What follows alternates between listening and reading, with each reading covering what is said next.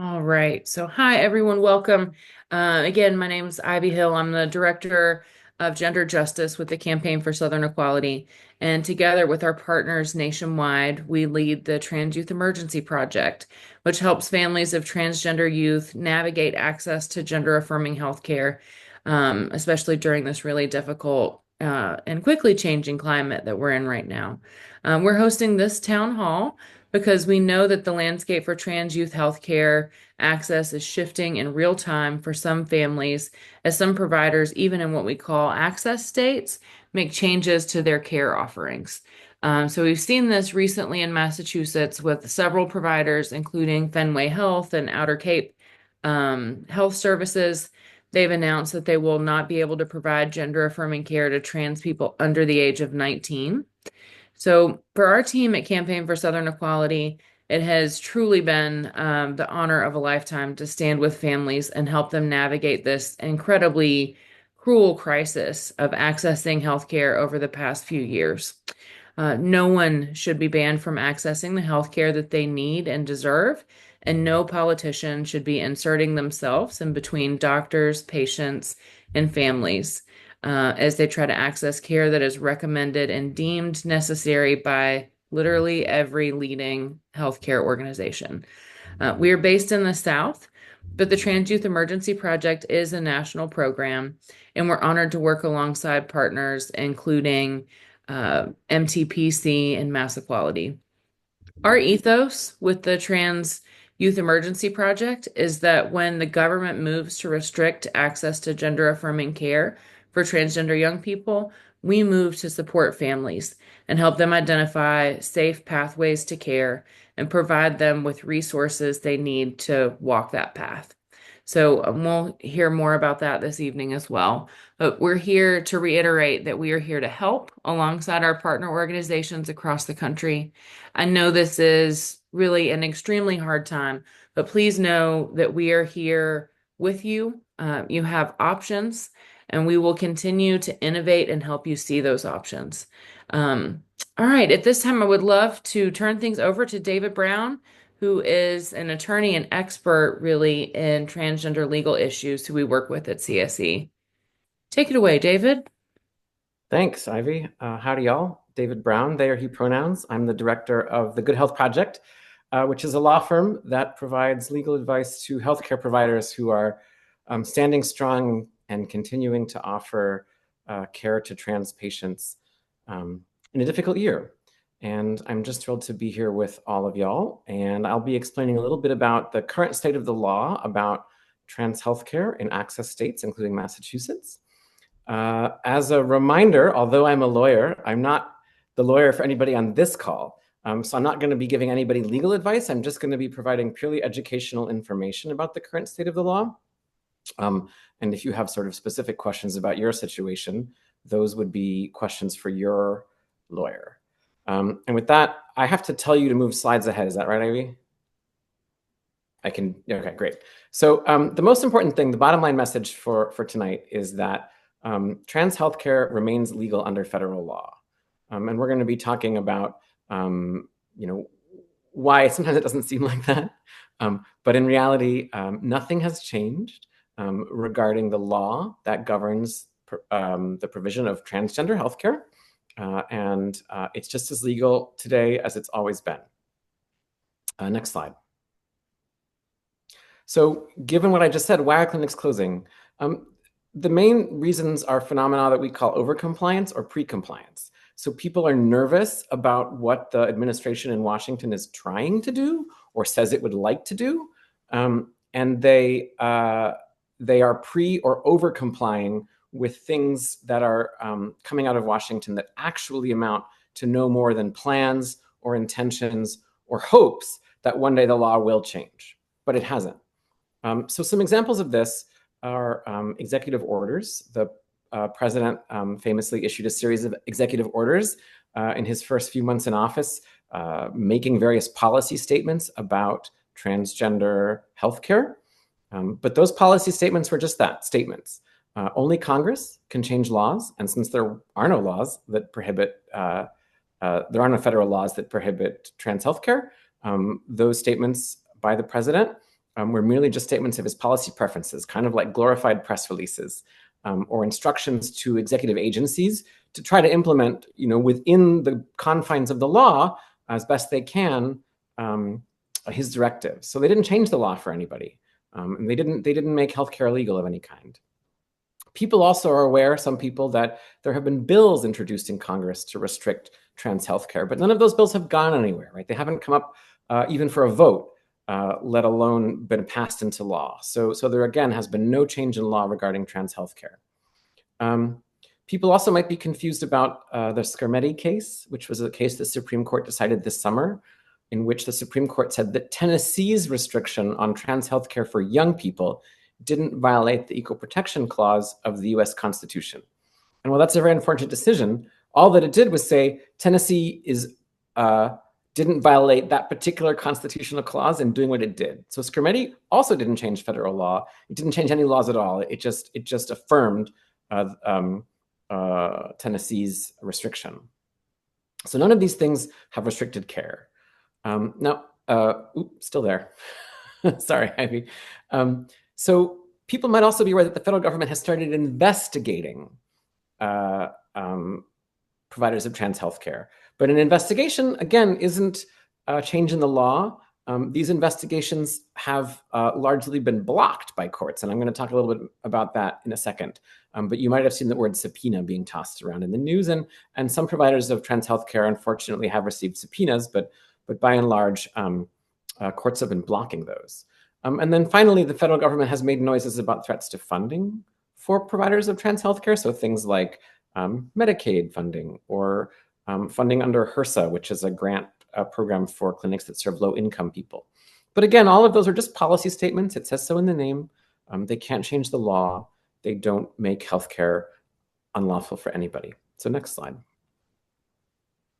I want to flag in particular in a lawsuit that involves, among other things, this latest round of threats to funding that the administration made under the HRSA program. This Department of Justice made the following official statement: that the most recent grant language does not prohibit grant recipients from providing gender-affirming medical care to a patient under the age of 19. So in other words, no recent changes in federal funding prohibit recipients of that funding from providing medical care to trans young people. Next slide, please. So we're fighting back in a lot of ways, and we've been pretty successful at blocking the administration from actually trying to do things to restrict access to trans healthcare at the federal level. So there are lawsuits underway against executive actions. I threw in a few by name here. PFLAG, you might have heard of, has brought a case challenging some of these federal executive orders. The state of Washington has brought a case. A civil services organization, I think a homeless shelter in Rhode Island, which is called Rhode Island, has brought a case, and there have been others. There are also state court lawsuits where litigants have brought healthcare providers in some cases, or officials in some cases, to court to say, regardless of what the feds do, our state law requires you not to discriminate against trans patients. And I've thrown a few names of cases there. Finally, recipients of subpoenas, investigations by the federal government, have been standing up and getting those blocked in court. So Boston Children's, right, is a great example of that. They got a subpoena from the feds. The feds said, we want to know kind of more about, we want non-public, private information about the healthcare that you're offering your trans patients. And they said, no, we're not going to provide that. And they got a court order blocking that. That's on appeal. So we're going to see what happens with that. But for now, they've been successful in not providing any information. And so the sort of bottom line is that providers are standing up. In Massachusetts, providers are standing up. They're continuing to fight back, to offer care, and to hold the line. Next slide, please. So what can people do if they're worried about what's happening? So one thing is, tell your doctor, thanks for standing strong, right? If you or your child's doctor is continuing to provide care, tell them, thank you. If you have a former provider and you're worried that they might not be fighting back hard enough if they get a subpoena, you can let them know, hey, disclosing my information or my kid's information in response to a subpoena without telling me about it is a violation of HIPAA. It's unlawful, right? I'm going to reserve my rights.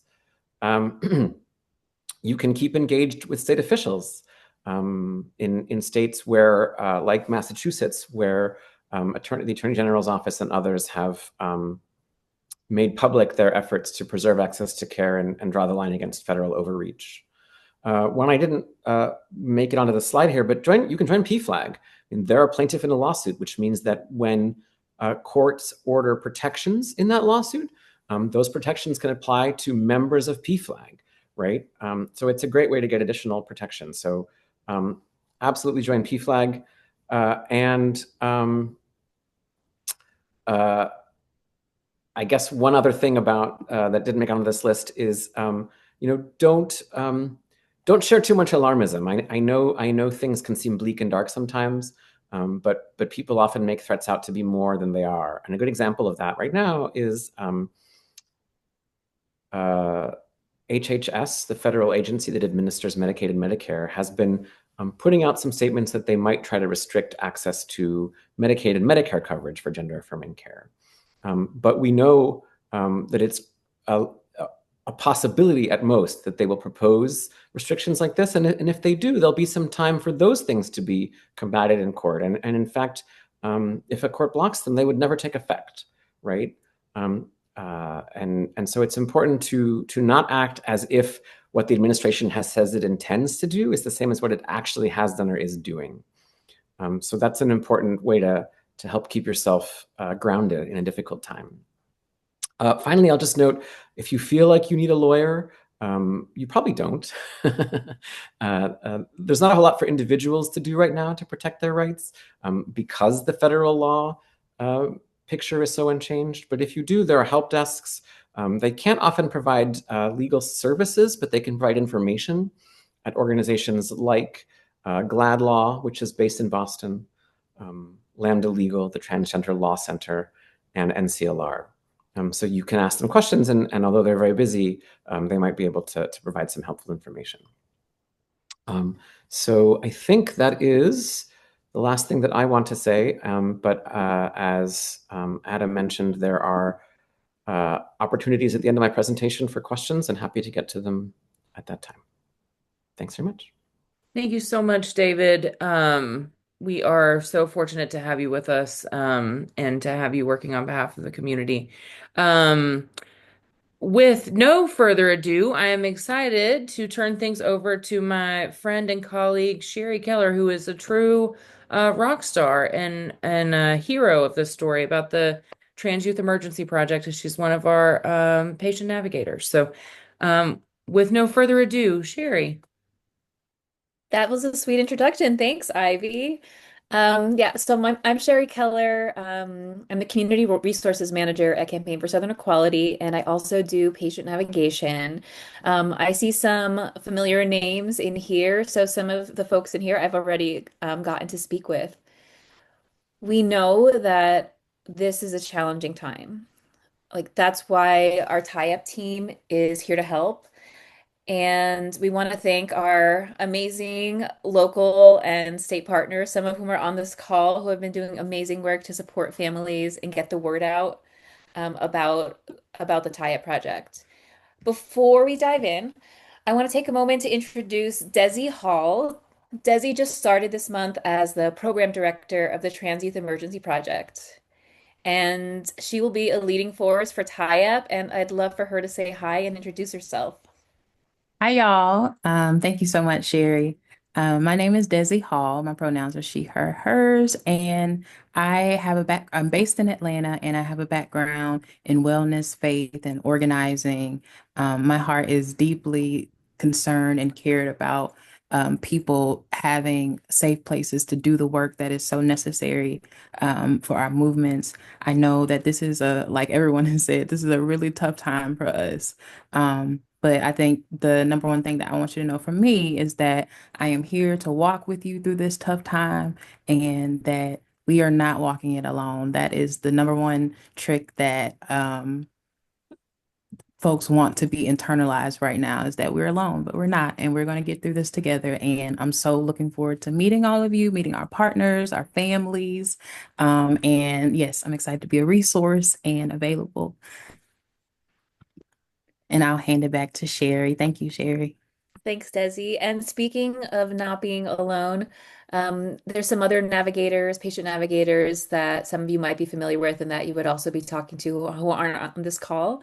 Um, their names are Van and Gracie as well, and they're amazing rock stars that that are just warm and lovely human beings who are in the fight with us to help. So let's get into it about what TIUP is. So TIUP stands for the Trans Youth Emergency Project, and under that falls navigation, travel grants, a place to return back to when you have questions or interruptions, connection to free flights through elevated access for parents and kiddos. And I'm going to explain a little bit more about what that looks like. So with family navigation. Um, they're one-on-one calls where we help connect you with clinics that make sense for you. Um, and depending where you are, that could be somewhere more locally or somewhere a little bit farther. And we stay in contact with those providers. We know that they are unimpacted, and we really want to facilitate the experience of you not having to work any harder to get the care that y'all need. Our travel grants are available. We have two kinds of travel grants. For folks that are in states where there is a ban, we have $500 travel grants that are renewable every 3 months. And for families in access states, meaning that there is not a ban right now, we have a one-time travel grant of $500 for when a clinic is closed in order to help you relocate care. And let's go to the next slide. So what that process looks like is you would go to our website, you would fill out a form. It's an easy form. And that just sort of verifies that you are the parent of a kiddo who has lost access to care. And then you would get on a call with one of our with one of our navigators who would schedule a call within 3 business days. Or at least they'd be in touch with you in 3 business days and sort of check in with you around when you have time and what your schedule is like.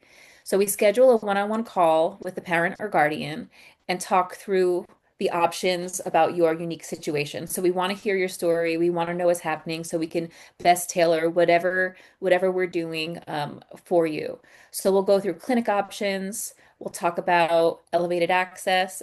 Access is an amazing group of volunteer pilots who fly folks to their appointments for free.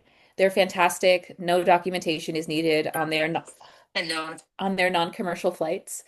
And they also back that up with airline flights as well. They're wonderful, wonderful humans, and we love them a lot. And so where are we? Okay.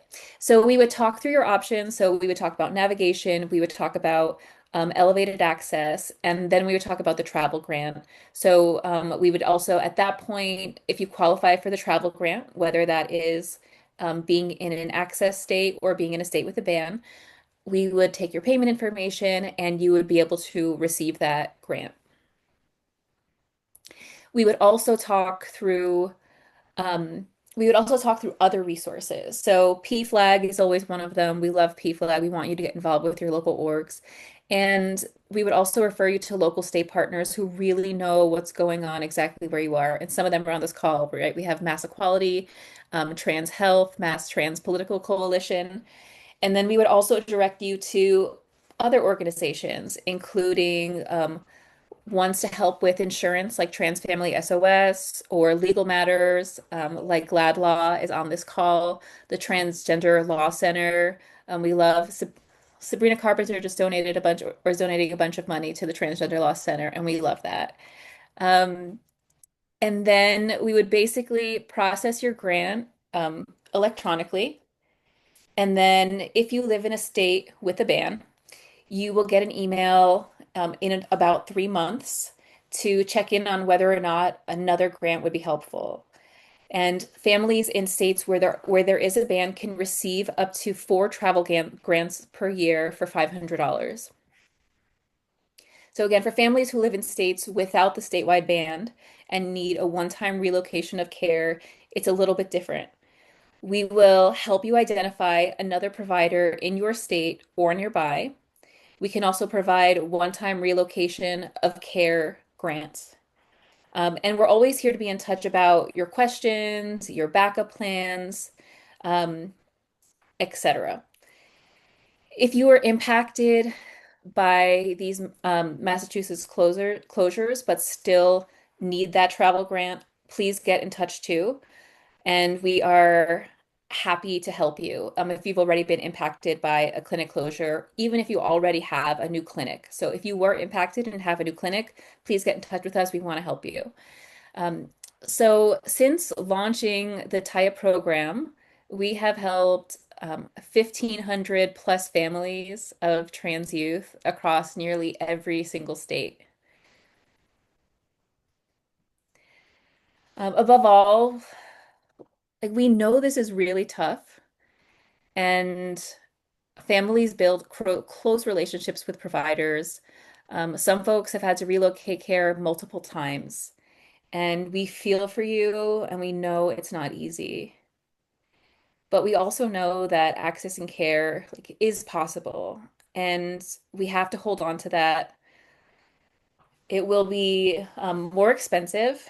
It will be more logistically challenging, but we're here to help every step of the way. And we know people are ready to support you. We know that our team is and our partners. So we want to keep that hope. In addition to, actually, can we go to the next slide, please?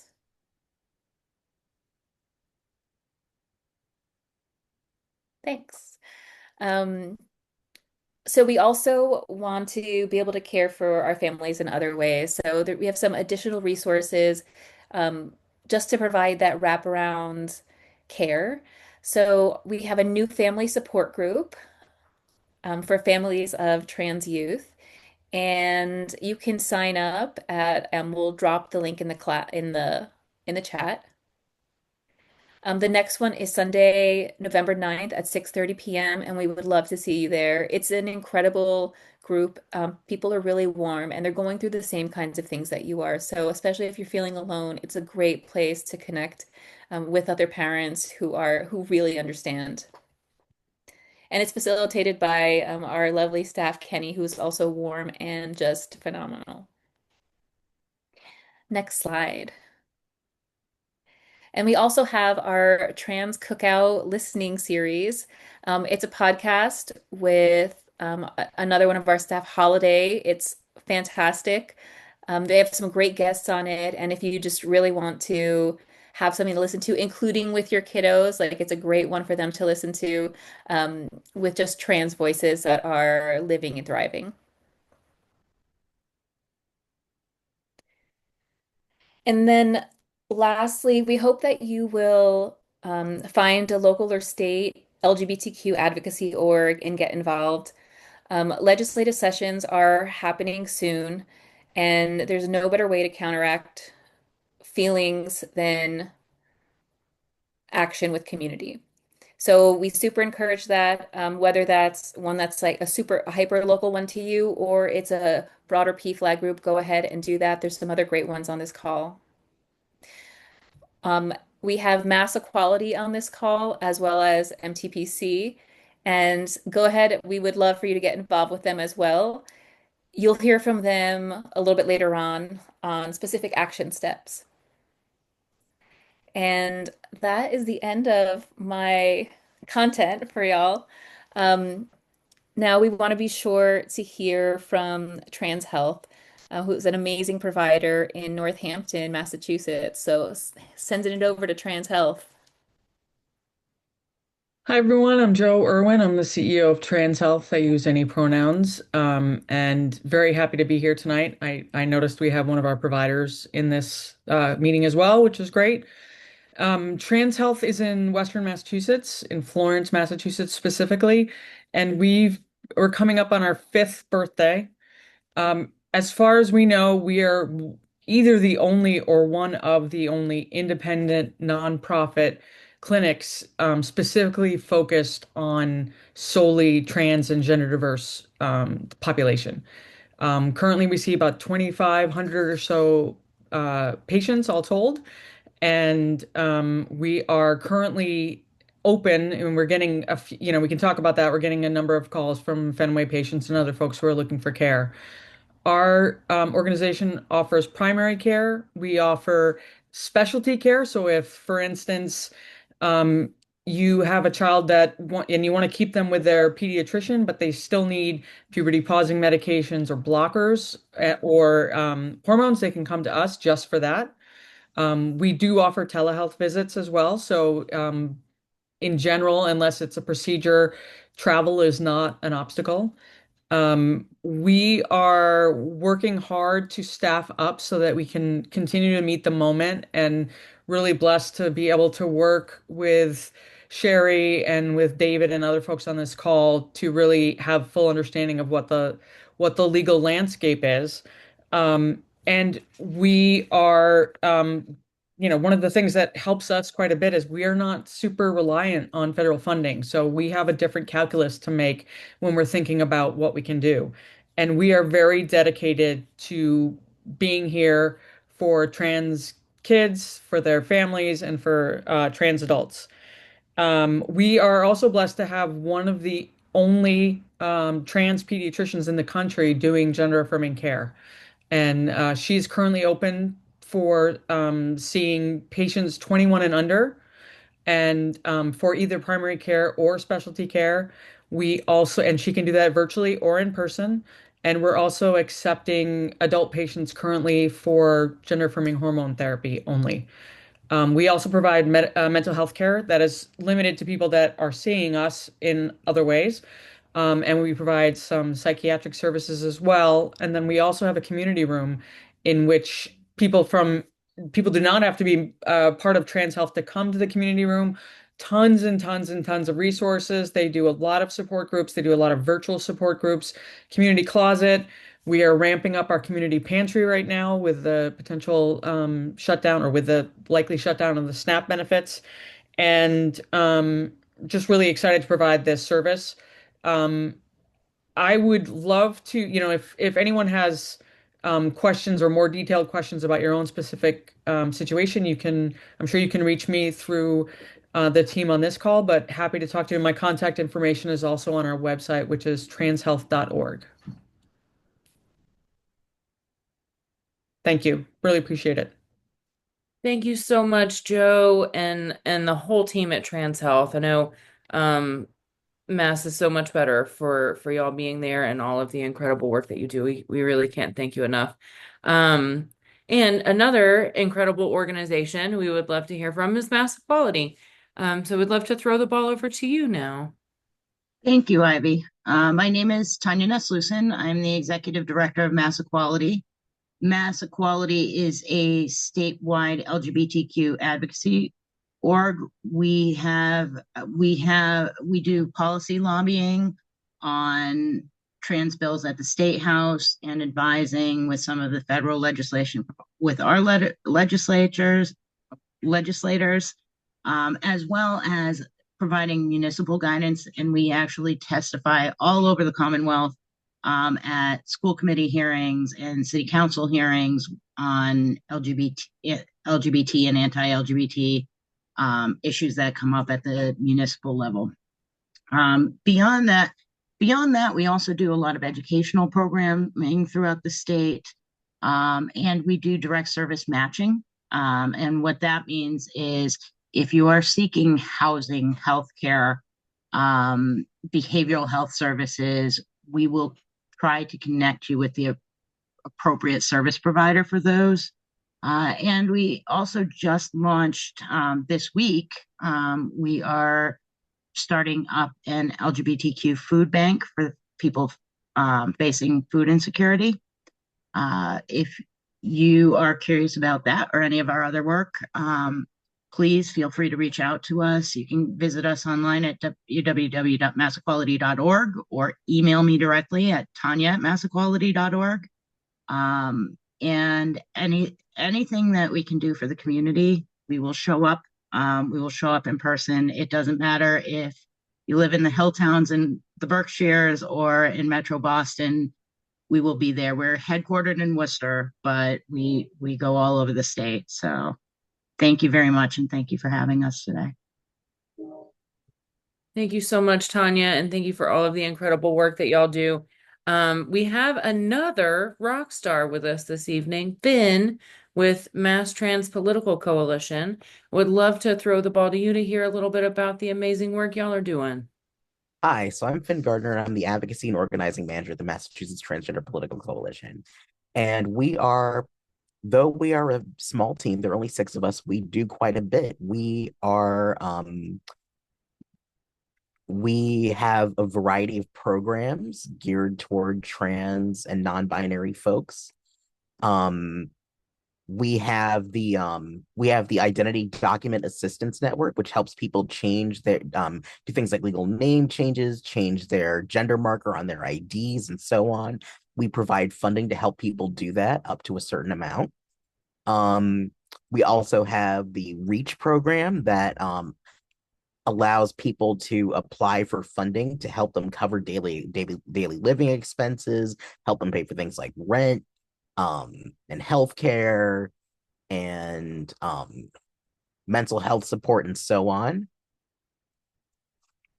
We also have GEAR, which is going to start up again soon. We provide gender-affirming products, for example, binders and things like that. And we also have the Trans Leadership Academy, which will we also have the Trans Leadership Academy. And then we also have education and training programs, which help businesses, schools, municipal governments, and so on become more competent in dealing with engaging trans folks and understanding what trans people go through. We have a phenomenal education and training expert on our team who leads these efforts, and they do a phenomenal job trying to explain the complexities of gender and gender identity and expression to people who are often completely new to the subject. And then here's where I come in, advocacy and organizing. We do a lot of policy advocacy to support and oppose legislation across the state. We also do a lot of community organizing. We manage the Massachusetts TransHealth Coalition, which is a convening of different, healthcare providers and lawyers and other experts to talk about the state of Massachusetts, trans healthcare in Massachusetts. We also have the Massachusetts Trans Interfaith Network, which brings together lay people and clergy and staff at religious organizations to use faith and religion as a force for good, to support trans folks as opposed to a bludgeon against them.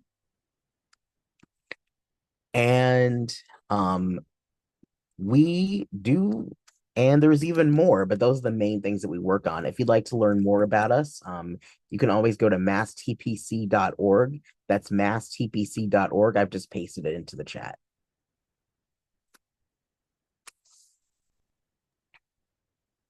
Thank you so much, Finn. And all 3 of these folks and everyone who we've heard from so far will be available to help with the Q&A portion at the end. So if y'all have any questions, also this is my littlest one, Lily, who's in here right this second. Will you go to the living room for me, baby? Thank you. Anyway, all of the folks we've heard from so far this evening will be available to help answer questions during the Q&A portion here at the end. So if you have any questions, please don't hesitate to drop those in the chat. And I know that we have heard a lot so far. There's a lot going on. We love Lily over here too. You're not alone in that. Thank you. I'll pass that along. But but it could leave you asking, what should I do right now? And so we wanted to take a second to talk about some action steps for families. So I think the first and most important thing that you can do right now is just talk to your provider and ask them if they're impacted by anti-transgender restrictions. If they're not, we recommend just taking things one day at a time. I know that is unsettling, but one foot in front of the other is really the name of the game right now with such a rapidly changing climate that we're in around access to trans healthcare. You can write into the Trans Youth Emergency Project to better understand backup plans in case something happens with your current provider. And if you are impacted and your provider ever cancels your appointment, you can contact the Trans Youth Emergency Project for support. Folks like Sherry and Van and Gracie from our team will be there. They can share providers who are not impacted by these restrictions, and we can help answer your questions. We can move funding to you to help pay for the cost of traveling to a different provider. And we'll be here just so you don't have to walk through this alone. So really just hope that that you know that you're not alone in everything that's going on right now. And action steps for anyone to take. You can thank and support local providers. As David said, let's support the folks who are staying strong and not over complying with laws that they don't have to, right? You can get involved locally with state orgs and support groups. You can support the local orgs who are on this call this evening, who are doing incredible work and are boots on the ground there in Massachusetts. Or you could host a fundraiser to help support tie up. It takes gas in the tank to keep the program running. So I think those are ways. A question we get asked a lot is what folks can do right now. So those are some things that families can do and anyone can do also to help. So I think we are ready to move into the Q&A portion of the evening. If you want to go ahead and stop the recording, Adam.